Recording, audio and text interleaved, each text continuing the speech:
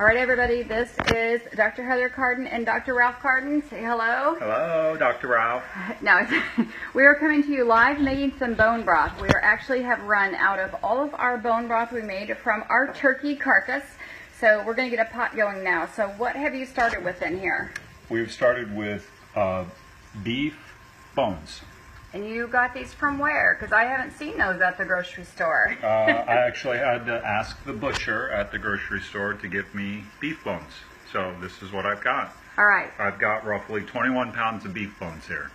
And so what's next on your agenda for getting your bone broth going? What I'm going to do is I'm going to coat the bones with apple cider vinegar and then let it set overnight. And then tomorrow I'll add the rest of the ingredients. Stay tuned.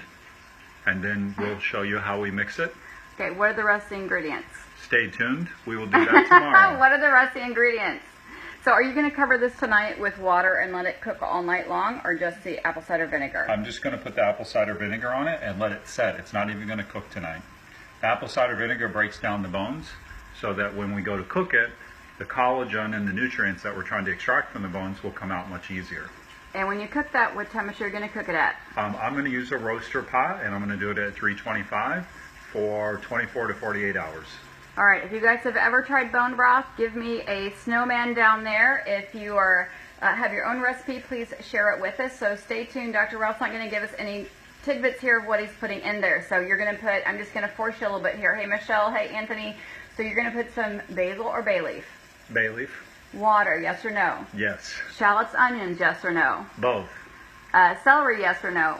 Yes. Carrots, yes or no? Yes. Peppercorns? Yes. Okay, so we're getting your recipe here a little bit, right?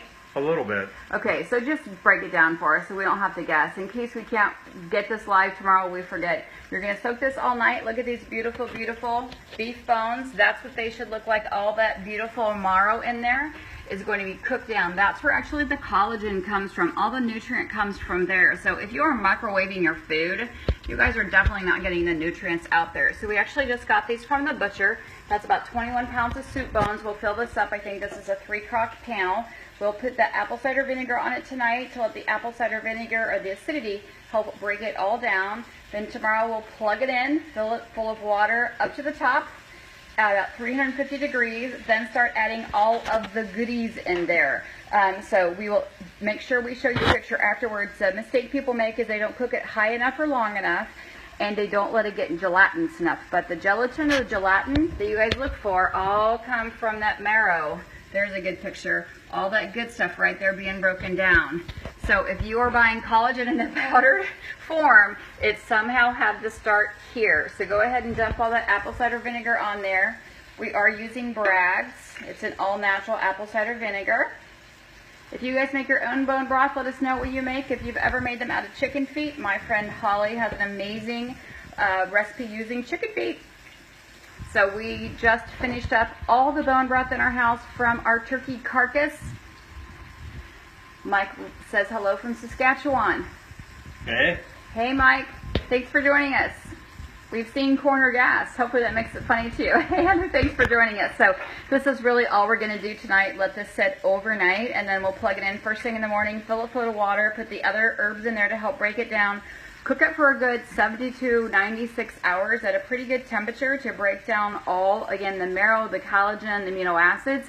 And again, that's where all the goodness comes from. So stay tuned for the next, I'd say, 2 to 3 days as we get our bone broth going. You guys have an amazing day. Dr. Ralph, thanks for joining us. Thanks for sharing your recipe. You're welcome. Have a good night. Film is officially over.